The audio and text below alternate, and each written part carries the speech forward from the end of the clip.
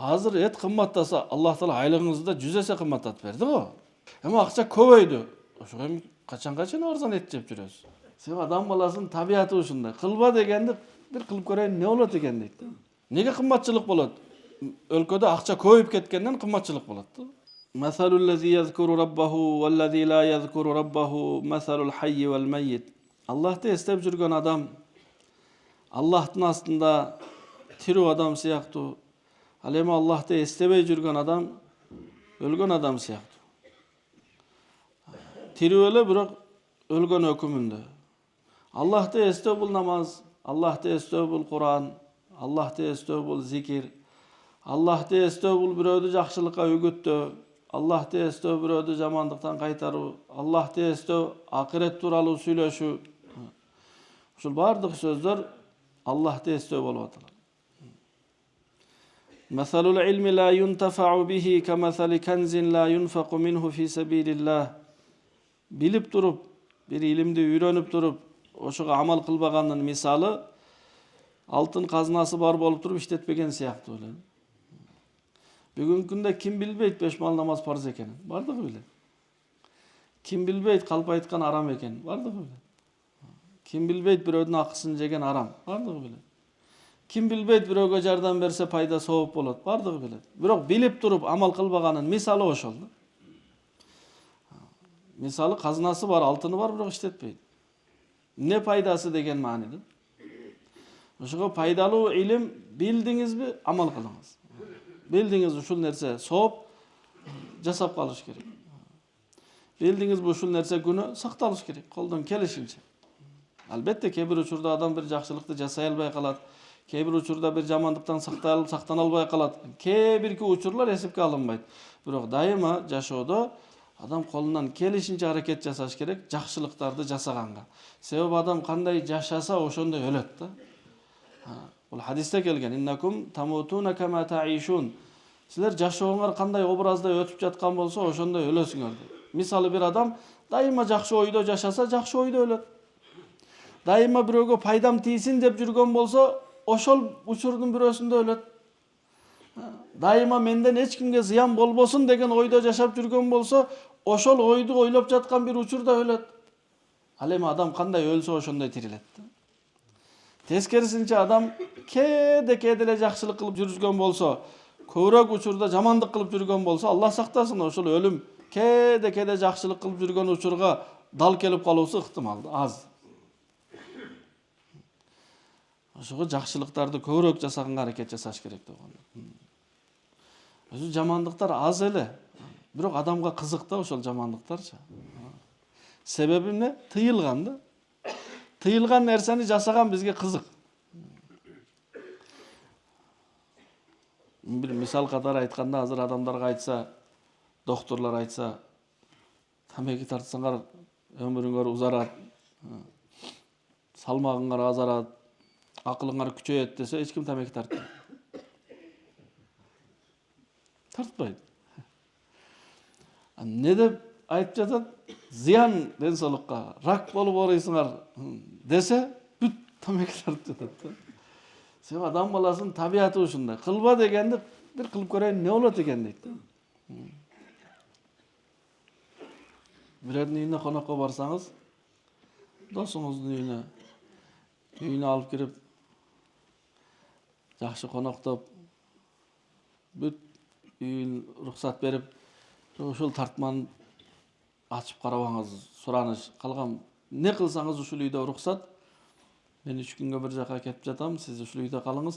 Ушул тартманы ачпаңыз десе, бизге мына бүт үй кызык эмес да, ошол тартма кызык да. Неге ушуну ачпа деди? Бирок ичинде эчтеке жок болсо деле бизге кызык боло берет. Ошого тамеки тартпа десе, баарыбыз тартабыз да. Көп адамдар, бардыгыбыз эмес. Демек инсандын табияты харисун фима муниа. Тыйылган нерсени жасаганга кызыгат. Адам кичине азартный ар бир адам. Ошо жакшы нерселерге жок дегенде ниетибизде болуш керек. Жакшы нерселер жасаймын деп. Күндө бирөөгө пайдалуу нерселер.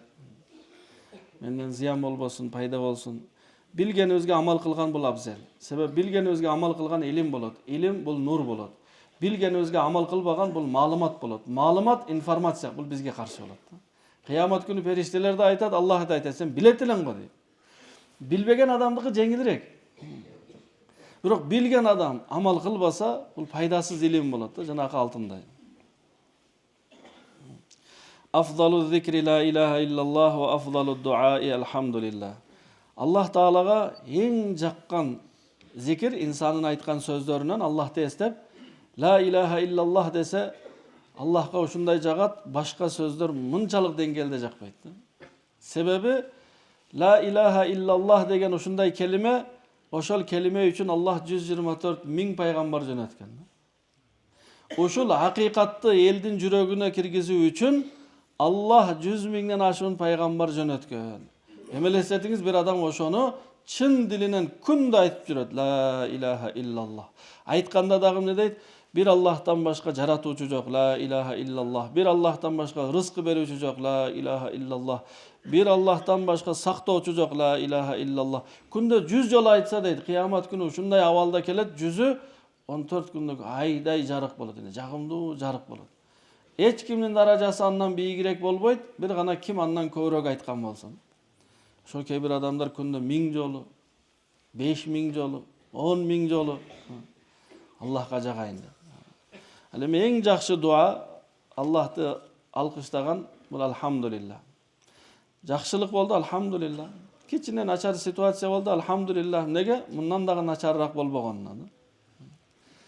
Bir öte Allah'tın jakın adamlarından biri hacıga barganda keme menen bargan eken, ondan soda satı kılış üçün dagı bir kemege juk salып algan eken. Al kemesi артынан kelip atkan eken. Anan hacılıkta Mekke'de otursa bir kızmatçısından biri kelip aytat eken, taksir sizin jana kemeniz var go, oşol suga çöküp ketti dese, kişine biraz oylanıp turup alhamdulillah deydi. Birazdan kelip jo adaşıp kalıp turar, sizniki emesken başka bireudiki eken dese, alhamdulillah deydi. Nege anday dep ayttыңыз dese, jana sen birinci kelip ayttın go, senin kemeň çöktü dep. Oşonda mындай жүрөгүm карасам, жүрөгүm кыжалат болгон жок. Alhamdulillah dedim deydi. Anan sen kelip ayttың, jo sizdiki çökkөн emesken, sizdiki jakşı eken dese, жүрөгүm karasam unça sүйünüp de ketken jok, oşoga alhamdulillah dedim deydi. Musulman uşunday. Jakşı bolsa da alhamdulillah. Jaman bolsa mundan beter bolgon jokko alhamdulillah. Bir adam misal içinde kolunu kesip alsa alhamdulillah nege, moynumu kesip algan jokmun depçi.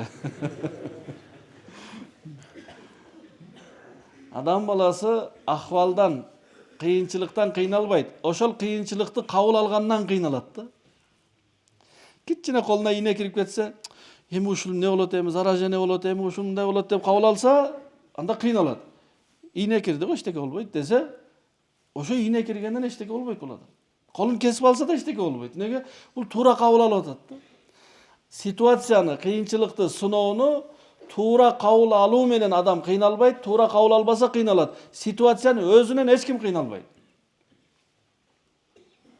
Panika kılıp oşonu, misal hazır nedir bir nerse kımmatlasa, kımmatçılık boldu. Arzandayбы?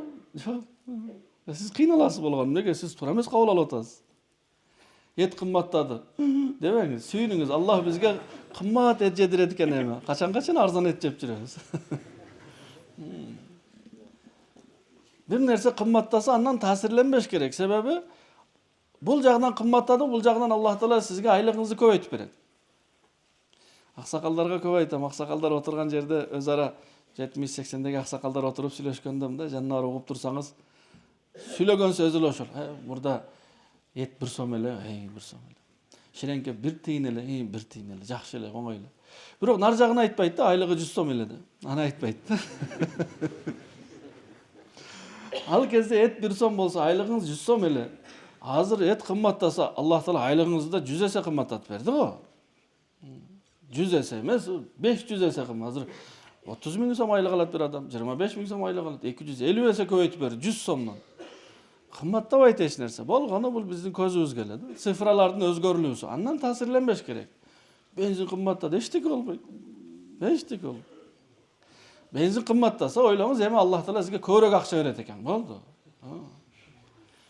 Kımmatçılık bolsa hiç kim açkılıktan ölbeyt tuğanlar. Bolgonu biz oşonu tuğra emes kabul alabız. Nega qimmatchilik bo'ladi? Өлкөдө акча көбөйүп кеткенден кымбатчылык болот да. Акча көмүрдө акча азыраак эле ошого, эт да арзан эле, бензин да арзан эле. Эми акча көбөйдү. Ошого эми качанга чейин арзан эт жеп жүрөбүз. Ошон үчүн ар бир акыбалды туура кабыл ала билиш керек да. Ошондо кыйналбайбыз. Туура кабыл алсаңыз, мээ ошонун чечимин ойлойт. Биз туура эмес кабыл алгандыктан мээбиз ошонун чечим жолун ойлобойт. Андан кийин сыноо ар дайыма аз болот. Жакшылыктар көп болот. Бир адам 10 жыл жашаса аялы менен 10 күн урушат да. 10 жылдын ичинде 10 эле күн урушат. Бирок ушундай туура эмес кабыл алгандыктан аялына да күйөөсүнө дагы өмүр бою уруш менен өткөндөй болот дагы, ошого аял айтат да, сенден эмне жакшылык көрдүм депчи. Биз жылда бир эле жолу урушабыз го өзү. Ошого Аллахтын жакшылыктары көп болот. Адамдын ден соолукта жүргөн учурлары көп болот. Ооруган учурлар аз болот. 70ке чыккан аксакалды сураңыз, канча жолу больницага жаттыңыз? 4 жолу. 4 эле жолу, 70 жылда. Бул аз да бул. 70 жолу жаткан болсо да жылына бир жолу жаткан болот эле да. Биз ошол сыноону өтө оор кабыл алгандыктан өмүр бою ооруп жүргөндөй көрүнөт бизгечи. Башым больницадан чыкпады. Жок. Аллах бизге сыноону аз берет. Аллах бизди жакшы көрөт. Сыноону дагы жакшы максатта берет. Неге? Сыноо келгенде биз Аллага кайрылабыз да. Ошол керек Аллах Таалага. Кичине баш ооруганда эмне дейт адам? Дем салат өзүнө, Кудай дейт, зикир кылат. Бир жаман жерге бара турган болсо барбай калат. Аллахка ошол керек да, ошол бизди сыноо берип туруп өзүгө кайрылдырмакчы. Сыноо берип бизди кыйнамакчы эмес Аллах Таала. Ошого туугандар, biz ар бир учурда алхамдулиллах дегенди үйрөнөбүз. Алхамдулиллах. Эчтеке эмес. Awwalu man yud'a ila al-jannati yawm al-qiyamati alladhina yahmaduna Allaha fis-sarra'i wad-darra. Kıyamet günü эң биринчи бейишке келиңиз деп чакырыла турган адам, кайсыл адам жеңилдикте да, кубанычта да, кыйынчылыкта дагы алхамдулиллах деп жүргөн адам. Алхамдулиллах деп жүргөн адам кыжалат болбойт эч качан, паникага түшпөйт да. Ошого ушул нерселерди үйрөнөлү. Аллага шүгүр айтууду үйрөнөлү туугандар. Жаман дей берсек, өзүбүз эле жаман кылып алган болобуз. Заман ушундай болду. Эчтеке болгон жок туугандар. Заман эң сонун заманда жашап атабыз. Эң жакшы заманда жашап атабыз. Аллахка шүгүр туугандар. Бизде бүгүнкү күндө бар нерселер алгачкы падышаларда жок болгон.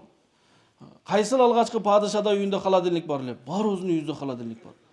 Алгачкы падышалар 2 же 4 ат менен эле жүрөт эле, арабасын байлап алып. Сиздин эң жөнөкөй машинеңизде 80 аттын күчү бар. Эң алгачкы падышалар дагы Чыңгыз хан болсун же ким болсун палаткада жашайт эле. Биздин үйлөрүбүздү караңыз. Бүт электричество өткөрүлгөн, канализациясы бар, сызык суу бар. Кайсыл падышада бар эле мындай? Налыйбыз эле налыйбыз да. Заман ушун эчтеке болгон жок туугандар. Заман чөтки. Кыш, машалла, кар жаап жатат. Эң сонун. Аба тазаланып жатат. Туура кабыл алалы. Заман бузулду, заман эчтеке бузулган эмес туугандар. Ар бир адам ойлойт да, бизден мурда жакшы эле же кийин жакшы болот. Жок, сиз бар кезде эмне үчүн тирүүсүз? Эң сонун заманда жашап атабыз, алхамдулилlah. Шайтан адамды азгырат да, хорошо там, где нас нету. Биз жок жерлер жакшы жыргал. Ал адамдар дагы айтат. Алар да жыргал деп. Ошого ар бир адам туура кабыл алыш керек. Мен жашап жаткан доор, мен жашап жаткан өлкө эң сонун, башкасын билбей. Ошондо жакшы болот, карасаңыз, машалла, асманга сыртка чыгып карасаңыз, асман бийик, кенен, аба таза, бардыгы жакшы. Адам ушунчалык кенен дүйнөнү жүрөгүндө тар кылып алат да. Ошонун өлгүсү келет. Ошо заманды жамандай бербейли. Заман бул жок, кымбатчылыкта эмес. Айлыгыңызды караңыз, бааларды карабаңыз. Эч ким ачкалыктан өлгөн жок. Кийими жок адам жок Кыргызстанда. Кийимин каяка коюшту билбеген адам бар. Не жаман? Алхамдулилlah деп жүрөлү. Ошо алхамдулиллахны дагы чын жүрөктөн айталы. Өтө жакшы, өтө сонун. Мурда мен билбейм, жашаган эмесмин. Келечекte Allah bilet ne olur, kim yaşaydı, kim yaşamaydı. Bugün alhamdulillah. Oşoga Allah'tan bergenine şükür aytalı tuğanlar. Oşoga aytdı, en жақсы söz alhamdulillah. Nege? Sebebi bul söz Allah'a başkaça jagatta. Adam Allah bergen nersege razı olsa, Allah dağı adamın jasagan, eптеп jasagan ibadatına razı bolat. Nege? Biz razı bolatабыз. Misal kadar aytkanda 2-3 balаңыз бар. Bir balаңызга 10 сом берсеңиz дагы рахмат ата дейт. 20 сом берсеңиz рахмат ата дейт. Бербей койсоңуз дагы мага кереги жок дейт. Ошол балаңызды балаңыз болот. Башкача жакшы көрөсүз. Экинчиси бер ата бер дейт. 10 сом берсе жетпейт дейт. 100 сом бересиз. Жүрөгүңүздөн ошол балаңыз жакпай эле тура берет да. Аны суу алып кел десеңиз алып келбейт да, аркасы чуркап жүрөт. Ya Allah, акча сураганда аз-аздан эле. Кийим чоңдордукун кийип жүрөт. Бирок кызматта ушул. Адам табияты ошондой. Ошого биз дагы шүгүрчүл болалы, Аллахтан кайра эле бер деп сурай бербейли да. Берип атпайбы ансыз деле. Бүт эле берип койгон. Оруп жүргөн адамдар, мисалы, кечине көзүңүз ооруп атса, башыңыз жакшы го, колуңуз, бутуңуз жакшы го. Bir adam катуу башы ооруп атса, экинчи адам келип айтат экен, ошо баш ооруңузду унуткуңуз келеби десе, ооба десе, bir манжасын сындырып коюптур да. Сындырып койсо, колум дейт экен. Көрдүң, башыңды унутуп койдуң дейт экен. Ошого биз ооруну туура эмес кабыл алгандыктан бүткүл дененин сак болгонун эстен чыгарып коебуз да. Температура болгон адам şu тырмагынан чачына чейин ооруп жаткан болот, бирок бүт органы сак да. Неңиз ооруйт, эчтеке оорубайт. Ошого сыноо өтө аз болот, кичине болот, кыска эле болот. Ошону туура кабыл алалы болгон. Ооруп калса эчтеке эмес, Алла шифа берет иншалла. Бул даражалардын бийик болуусуна бул. Дароо эле айтпайлы бул күнөөлөрдүн кечирилүүсүнө. Жок, оору болду айтыңыз, бул Аллах мындан кийин бир жакшы нерсе бериш үчүн кичине сынап жатат. Болду. Ошондо жашоо жеңил болот туугандар. Жашоо жеп жеңил болот. Аллах таалам баарыбызга туугандар билгенибизге амал кылууга насип кылсын. Ар бир учурду туура кабыл алып, алхамдулиллах деп жүрө турган мусулмандардан кылсын. Ошондо Аллах бизге разы болот дагы, биз разы боло турган жашоо берет. Биз налый берсек, анан берсе дагы Аллах таала наразы болуп берет. Наразы болуп берген эмне керек бизге?